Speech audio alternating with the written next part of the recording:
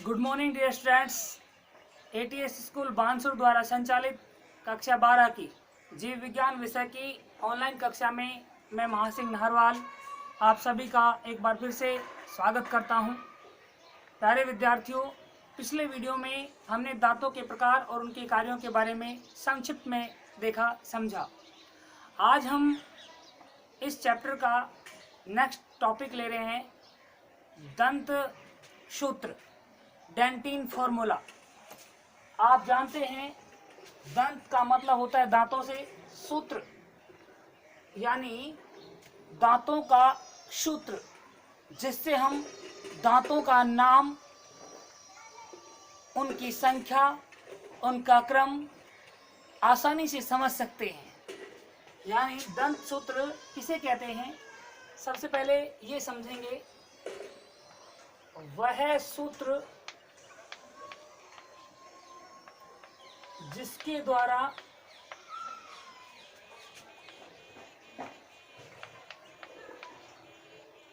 मानव में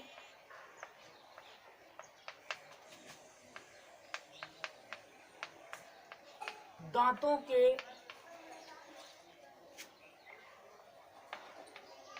विन्यास को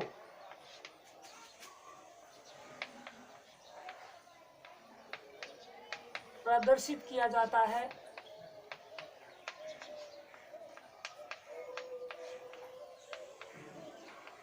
उसे मानव का दंत सूत्र कहते हैं।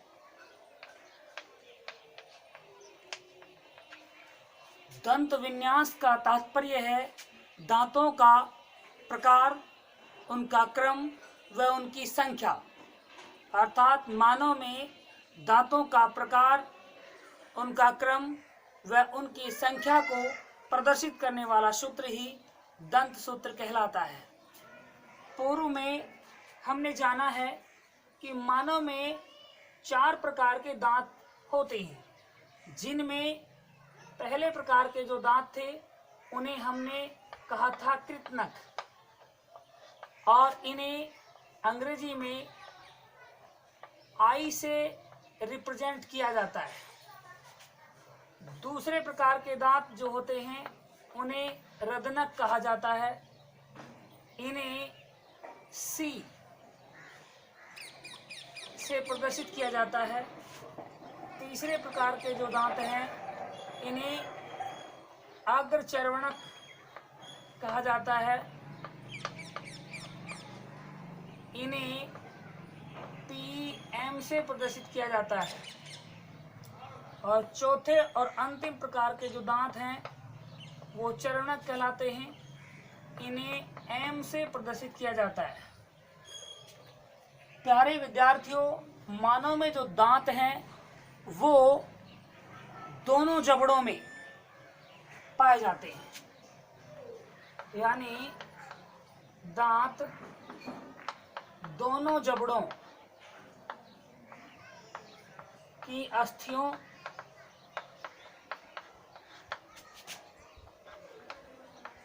की गर्तिकाओं में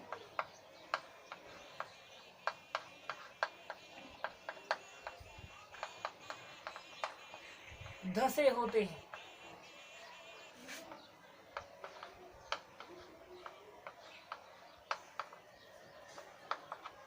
यहाँ एक है ऊपरी जबड़ा और दूसरा है निचला जबड़ा।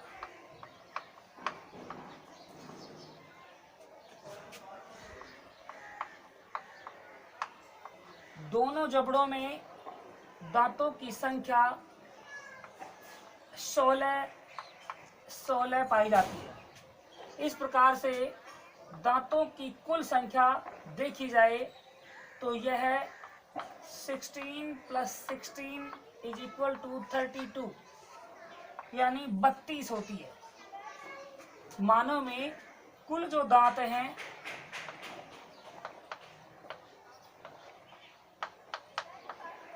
ये 32 होते हैं। यानी 16 होते हैं ऊपरी जबड़े में और 16 होते हैं निचले जबड़े। दूसरी बात, दोनों जबड़ों के अंदर जो 16 दांत होते हैं ये दो दो अर्धांशों में बटे हुए होते हैं, अर्थात ये 8+8 की व्यवस्था में होते हैं, 8+8 की व्यवस्था में होते हैं कि एक जबड़ा जो है उसका आधा हिस्सा, जैसे मान लीजिए ये एक जबड़ा है और इसका मैं ये आधा हिस्सा कर देता हूं, तो 8 दांत इस तरफ हैं और 8 दांत इस तरफ हैं। जबड़े का जो ये आधा हिस्सा है ये अर्धांश कहलाता है। इस प्रकार एक अर्धांश में दांतों की संख्या 8 होती है और पूरे जबड़े में अर्धांश होते हैं 2। इस प्रकार एक जबड़े के दोनों अर्धांशों में दांतों की कुल संख्या हो जाएगी 16। यहाँ पर दांतों का प्रकार हम एक अर्धांश में और उनकी संख्या देखेंगे, वही संख्या वही क्रम दूसरे अर्धांश में मिलेगा। यहाँ प्रत्येक अर्धांश में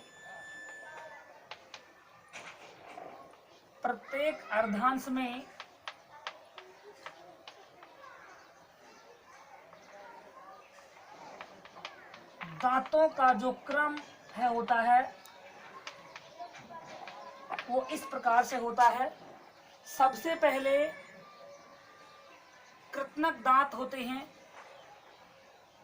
जिन्हें आई से लिखते हैं,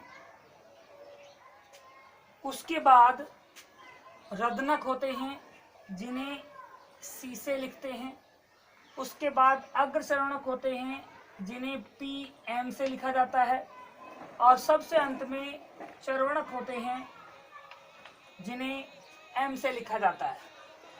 अब हम इस एक अर्धांश में इन दांतों की संख्या देखें।